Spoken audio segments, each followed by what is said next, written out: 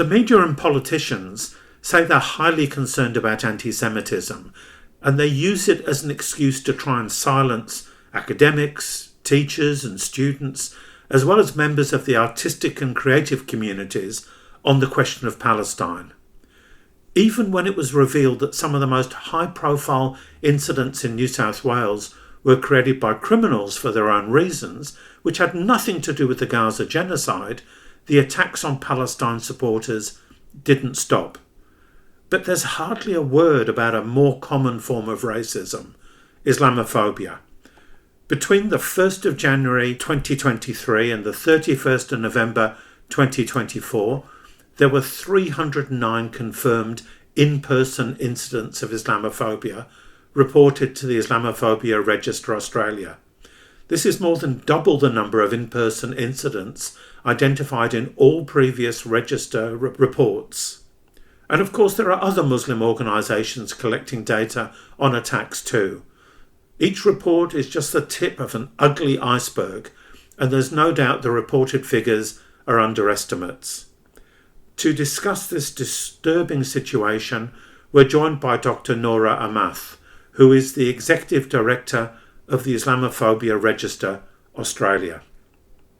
You're listening to The Sound of Solidarity, brought to you by Solidarity. We're a revolutionary socialist group in Australia, and if you'd like to find out more about us, our website is solidarity.net.au. I'm David Glanz, and I'm recording this episode on unceded Wurundjeri land in Narm or Melbourne. So welcome, Nora, and a belated Eid Mubarak. Thanks, David, and thank you for the Eid Mubarak wishes. I too would like to acknowledge the Yagara and Turrbal and Yugambeh people on whose land that I'm very privileged to work, live and gather on in Meanjin, Queensland. Okay, thank you. First up, can you tell us about the Islamophobia Register Australia? How long have you been going and what's your main aim? Thanks, David, for the question. So the Islamophobia Register Australia, or in short term, the Register, was established in 2014. So we've been around for over a decade now. Our core aim is to provide a safe, secure, and confidential platform for individuals to report incidents of Islamophobia, whether that's abuse on the street, in the workplace, online, or anywhere else they may encounter Islamophobia. But we're not just about reporting or reporting incidents. We also work to understand and highlight the patterns behind them, advocate for systemic change, and support affected communities. So our work is grounded in rigorous data and research, which you spoke about in the intro. And really, I think that's what gives our advocacy weight. We're here to ensure that Islamophobia, like other forms of racism, of discrimination and hate, is no longer ignored, downplayed, or brushed aside. Again, you've highlighted that in your introduction. And following on from that, do you find that there is a distinct pattern of Islamophobia being downgraded or ignored? Yes, definitely. I mean, we, as you mentioned, we've had a massive increase of Islamophobia the last 2 years that the report has highlighted. Double the amounts when it comes to offline or in person, and then 3 times the amount when it comes to online. And yet we do have our political leaders, our elected leaders, saying that it is fictitious, that it doesn't exist, and that it doesn't compare to other forms of racism, unfortunately. But our data shows the complete opposite. In fact, that there is this massive surge, and yet not that recognition or acknowledgement of this issue within our political space. And this is very troubling because this is something that's happening, on our streets, in our classrooms, in our offices, and yet we deny or diminish the impact of this on the victims who are facing this. Now, the statistics I quoted in my introduction come from your latest report, and that was compiled with the help of 4 academics at Monash University. According to the report, 1/3 of Australians said in July 2024 that they had a negative attitude towards Muslims, a 7% increase from 2023, are nearly 3 times higher than negative attitudes towards Jewish people. Is this alarming surge in the number of reported attacks and that shift in mood, is it a result of the war on Gaza, or are there other issues fueling the hatred? Yeah.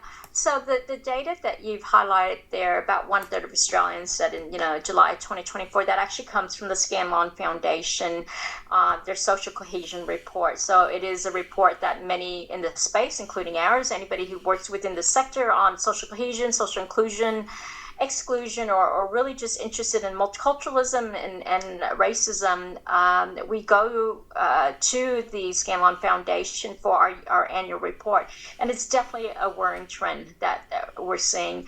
Now, to answer your question, the war in Gaza is certainly acted as a flashpoint, but it's not the sole cause.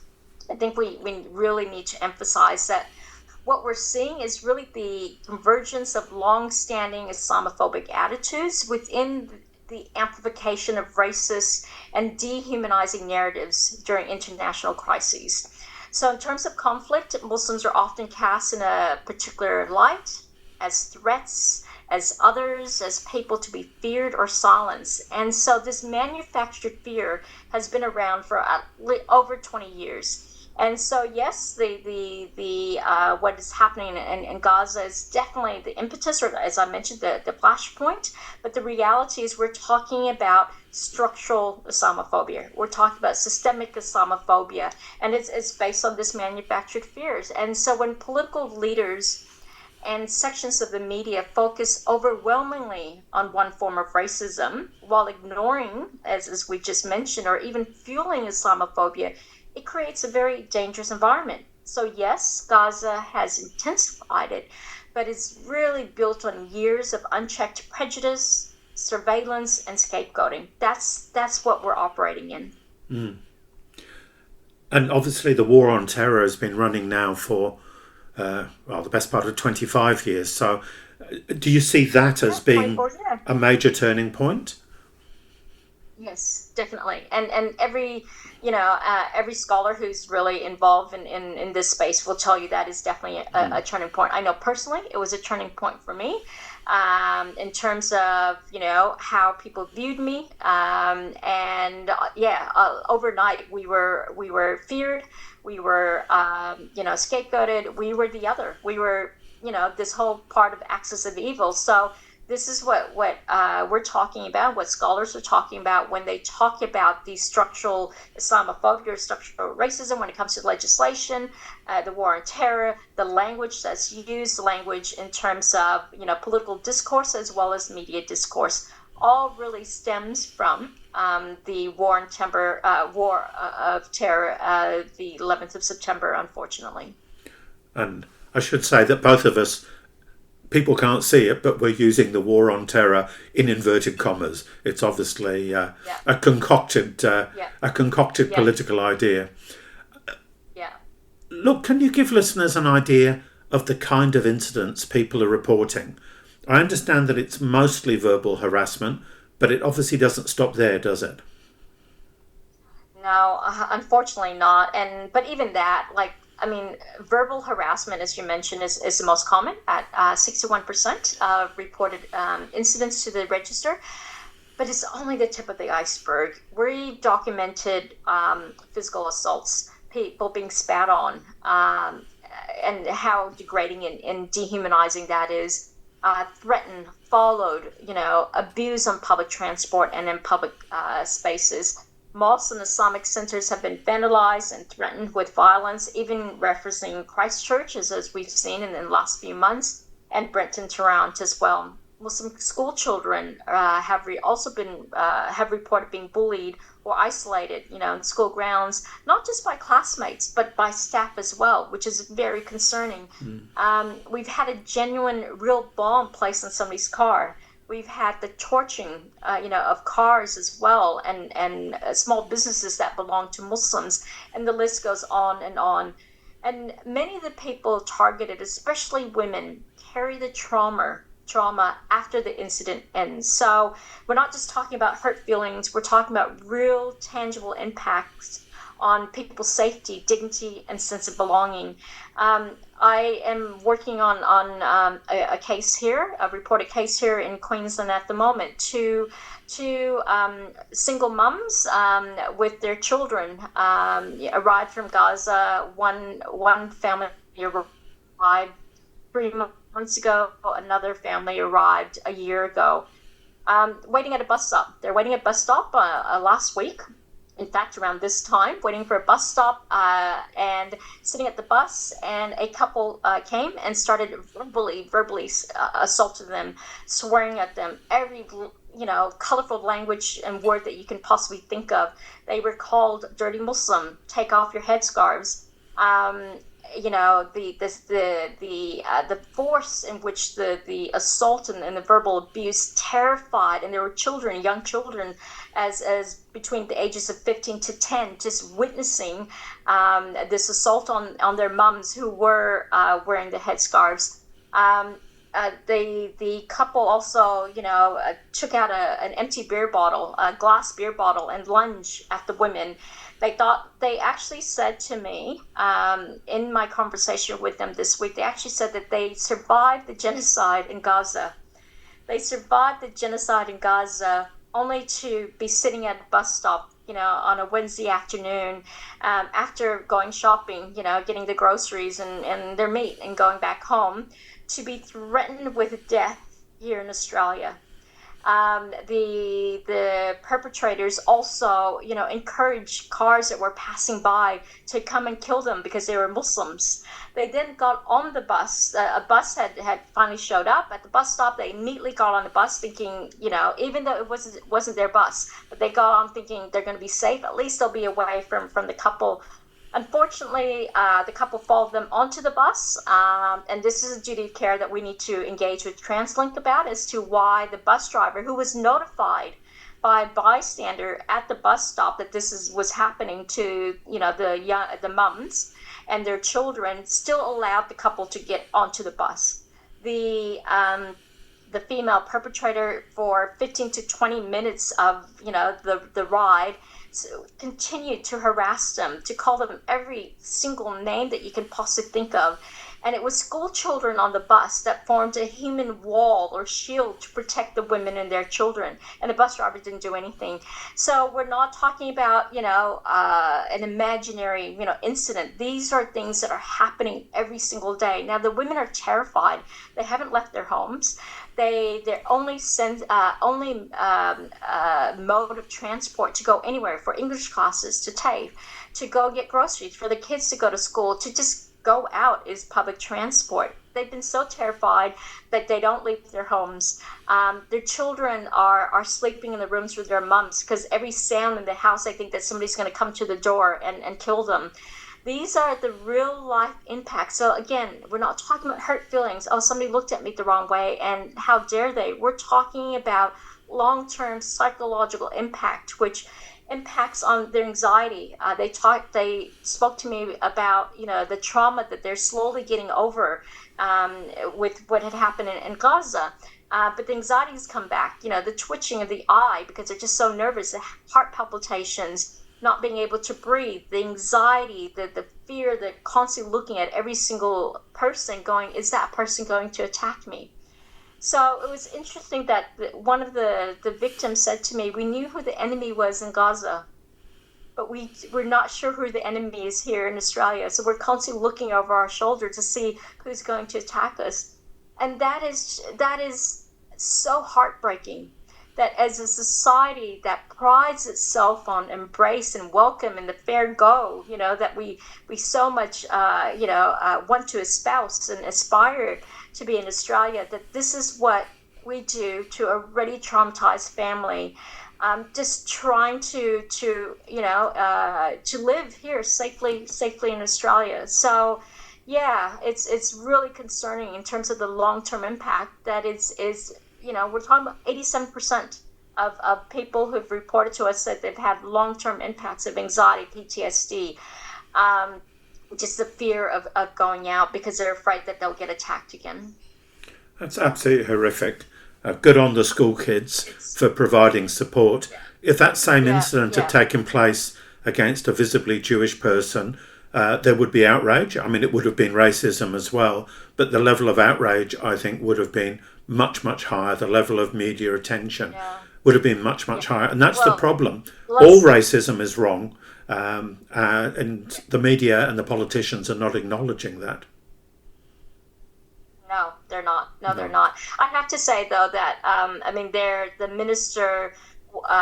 Minister for Home Affairs, he did reach out to the family himself. I was advised that he did reach out when he was notified of the incident, just to reassure them that they're welcomed here, and any fears that they have, that they do have a direct contact with his office. So I have to, we got to give credit where credit's due. He did reach out, and I think the families were really grateful to hear that from him. No, that's good to hear.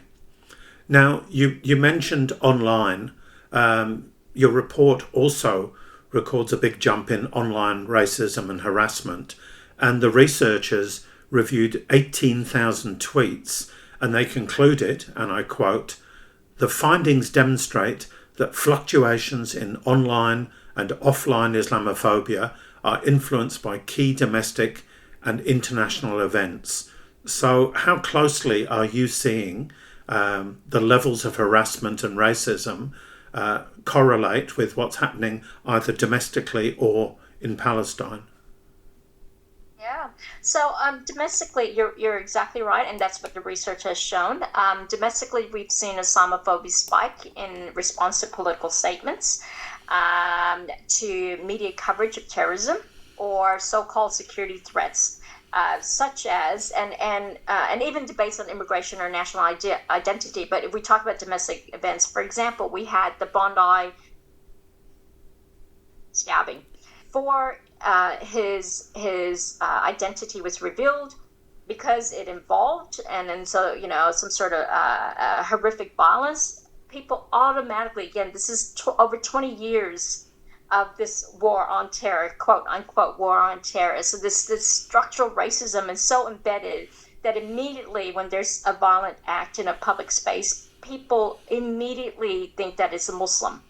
And in fact, there were names thrown around, Muslim names thrown around, obviously was all found to be false. But what we did see was this, heightened hysteria around Muslims, and an increase of Islamophobia. We also had the Wakely stabbing. So anytime there is any violence within a public space in Australia, people automatically think that it's Muslims, and so we also see that in terms of the reported incidents raised to it. So domestically, these are the incidents that occur. More recently, as you rightfully pointed out, the backlash against pro-Palestinian activism has been a key trigger. When public figures conflate support for Palestinian human rights with extremism or anti-Semitism, it stifles. It doesn't just stifle free speech. It actively incites suspicion and hostility towards Muslim voices. Even peaceful protests, and not just by Muslims, but even peaceful protesters by an Australian who sees what's happening in Gaza and in Palestine, not just Gaza, but the West Bank as well, and want to show their solidarity for human rights and international law. Cultural events, as you mentioned, that are being stifled, or simply expressions of grief and solidarity can become targets. We've had reports of people saying that they, as Palestinians, they've had, family members killed in Gaza, and they show up for work the next day, upset about something and want to share it with their colleagues or with their boss or, in a safe, but they can't. They cannot even show grief for their family members that have been killed for fear of being labeled anti-Semitic, or for fear of calling a terrorist sympathizer or an extremist, for showing their humanity and compassion for what they're seeing over there. So the online environment becomes this breeding ground for hate in those moments. It legitimizes it, which is so unfortunate. Now, you've mentioned the example of the two women who've come here from Gaza. There's a very distinct gender aspect to the Islamophobia that comes through very clearly in the report. 3/4 of the victims of reported attacks are women, and women are victims of 60% of the physical abuse. It's relevant to the story you were telling us. 95% of the attacks on public transport are on women, and every single reported spitting incident involves a Muslim woman victim. There may be a man as well, but there's always a woman. Why is this happening? Is it just about the hijab making women more visible, or is there more going on? Thanks for that question, David. Unfortunately, in the 10 years of the register's existence, the gendered aspect of Islamophobia has not decreased. So every single year we have seen day in, day out, the levels of Islamophobia against Muslim women, anywhere between 70 to 80%. The last 2 years, it was at 75%. And yes, visibility plays a big part. Many of the Muslim women targeted do wear hijab or other visible markers of their faith. And yes, that makes them easy targets in the eyes of the bigots. But it's beyond the visibility. There's a very gendered nature of this, a gendered abuse nature of this. So what the research has found, and this it's almost paradox, is that Muslim women who are stereotyped as submissive, as oppressed, or they're in need of saving, and that twisted perception gives attackers a false sense of superiority or even justification because they're vulnerable. They're actually more vulnerable. So this is this interesting paradox, and this is found not just here in Australia, but across the world. And in fact, it's a topic of interest for many within the field of Islamophobia, why this is so. So I know what I can say is watch this space. It's something that we're definitely very concerned about at the Register. We're wanting to focus our work on this gendered aspect of Islamophobia. There's also a racialized aspect to this as well. So this isn't just about religion. It intersects with sexism, with xenophobia, and the colonial mindset. So Muslim women are being punished both for who they are and for how they choose to exist in the public spaces. It's very, very concerning. Mm. Yes, I interviewed a woman a couple of months ago for Solidarity magazine who was attacked in a shopping centre in the northern suburbs of Melbourne. It turns out that 5 minutes before she was attacked, another woman who was in the food court with her children was attacked, and it was absolutely clear that the hijab was the trigger in the minds of the bigot. Sorry, you wanted to... If I could just... David, if I could just say one thing, because I used to work in domestic family violence before I started this role. I've been, involved in domestic family violence for the last 20 years, founding refuges and, sitting on government task force in domestic family violence. So I understand domestic family violence very well. What's interesting is within domestic family violence, the safest place for women is in the public spaces. One woman we know dies at the hands of her partner. More than one woman dies at the hands of her partner here in Australia every single week. So the most dangerous place for an Australian woman is in her home. For Muslim women, it's the opposite. It's the public space, and you mentioned all of the statistics, and you mentioned the two women in Epping in Victoria, and then I just mentioned the two Palestinian women at a bus stop. These are public spaces where there are other people around, where there is a sense of safety in many, many respects, and yet the public space is the most dangerous space for Muslim women, according to our data. No, well, that's obviously borne out by my example, your example, and all the data in the report. Maybe we can move on to universities, because the media and some politicians make out that campuses are hotbeds of anti-Semitism, which simply isn't true unless you define support for Palestine as anti-Semitism, which is a real breach of logic. But what is clear that there have been Islamophobic incidents on campuses, including at or around pro-Palestine encampments. So what are students and staff telling you? We're hearing from students and staff who are being intimidated, who are being harassed, and even reported simply for, again, expressing solidarity or grief with Palestine or their families or people they know, or wearing cultural or religious dress.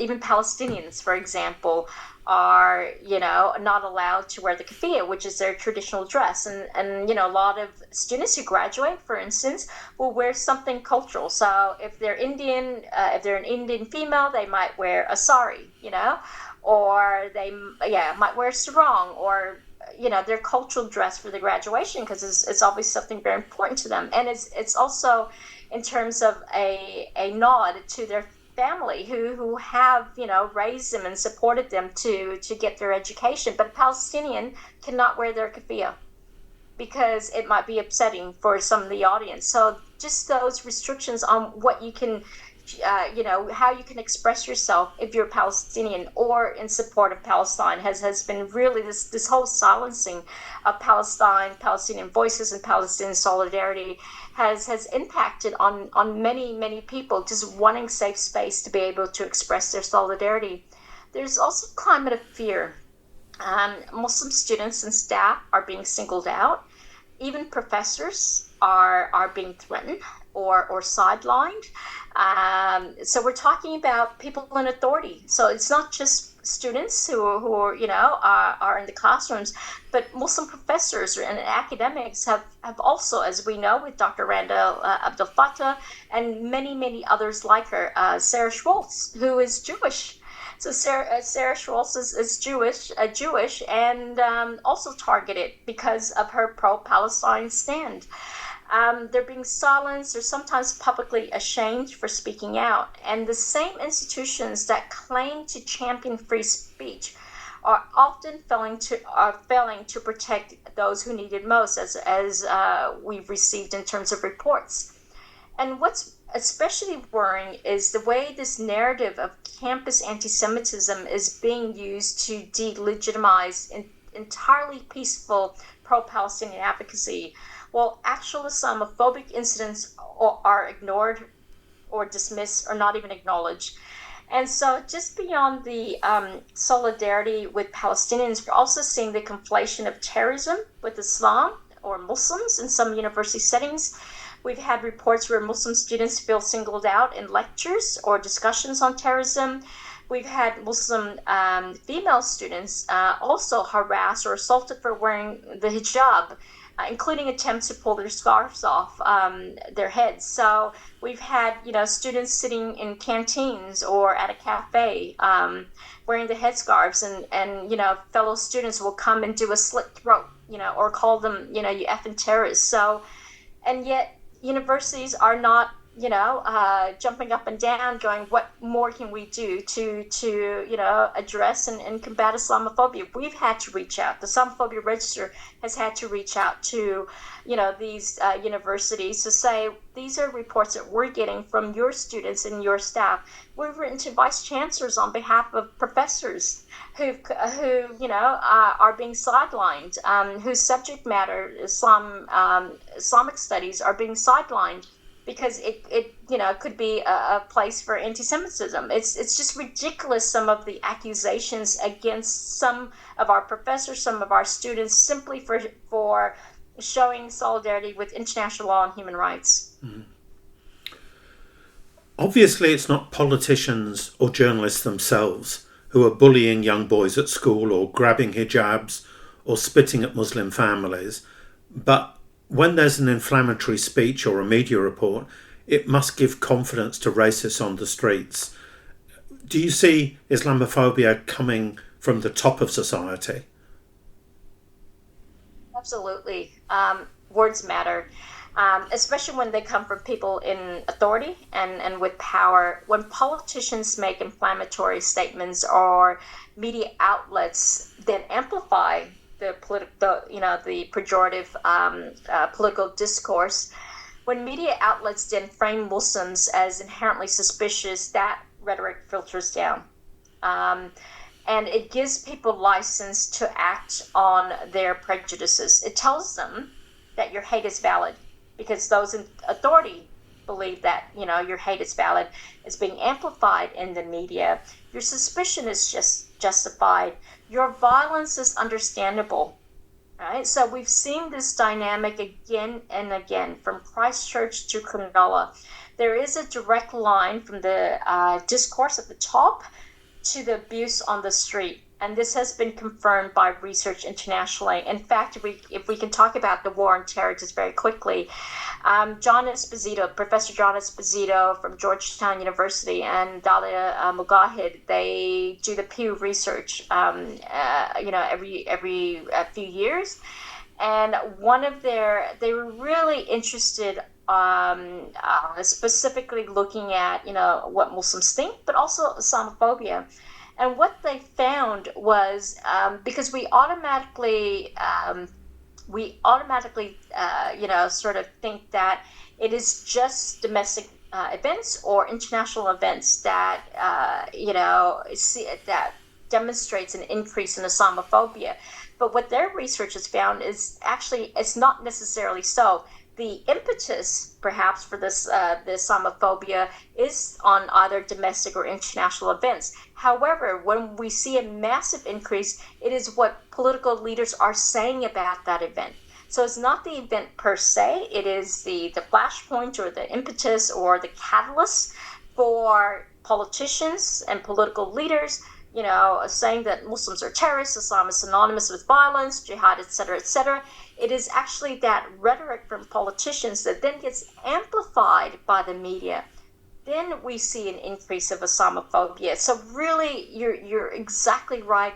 It is really the political discourse that can predict is a predicting variable in whether we will see a massive increase in Islamophobia or not. Perhaps we can move on to what you see as needing to be done. The report, and by the way, I'll put a link to it in the show notes and a link to the register as well. The report makes 13 high-level recommendations for action to try to remedy this horrendous situation. Can you summarise what are the key points for action and who needs to be taking that action? Thanks, David, for that. Our recommendations are targeted across government, media, civil society, and educational institutions. The key priorities for us, there were 13 summarized points. In fact, there were I think over 28, it might have been 28 recommendations, and then condensed into the 13. And the recommendations are focused on a few things. One, we call and recommend for a national anti-Islamophobia strategy, including the framing of the gendered nature. We're really, with the framing of the gendered nature of it being framed in gendered abuse violence, for us to be able to understand that and tackle that, because we're really concerned that in the 10 years of our work, we're not seeing a decrease in the gendered aspect of Islamophobia. And that's a real concern for us because of the further entrenching of the vulnerability. Mandatory hate crime reporting and tracking at all levels of policing. We'd love to see reforms to media accountability and stronger consequences for publishing or broadcasting hate, especially online.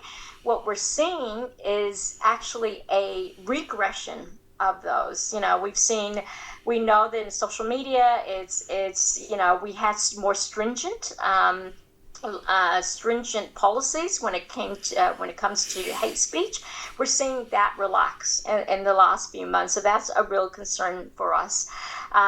We would love to and recommend and see more support for community-led education and resilience programs, because at the Register, we firmly believe that tackling Islamophobia, like any form of racism and any form of hate and discrimination, shouldn't just be a legal imperative. It shouldn't just be about a legal recourse or about consequences with the police and the judiciary. It should actually be a moral imperative.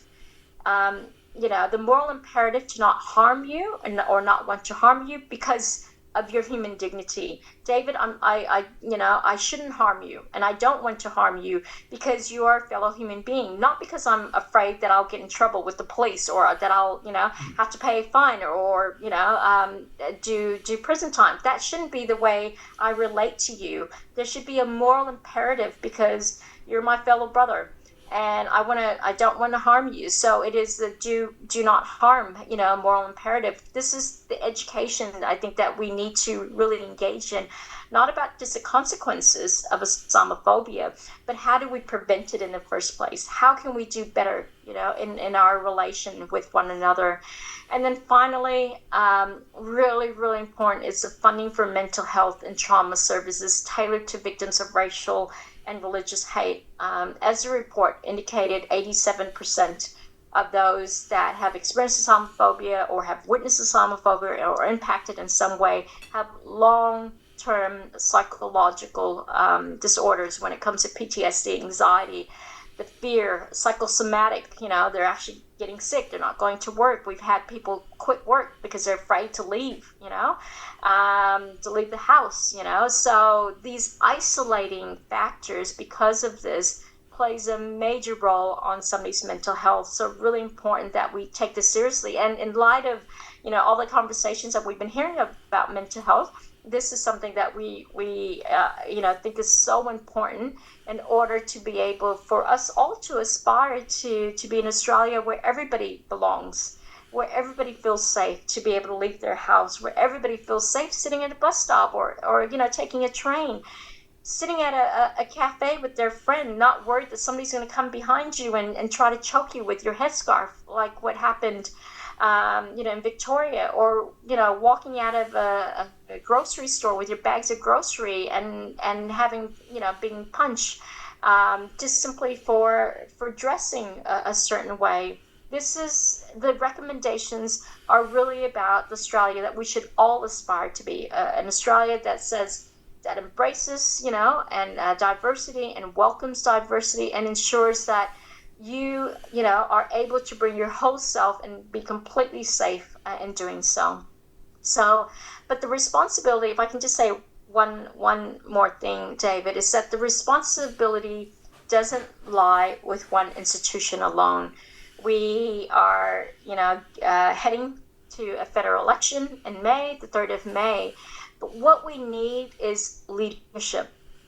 We need compassionate leadership. We need compassionate, inclusive leadership that is not about division, not about creating division or creating the other, or racialized communities to score points.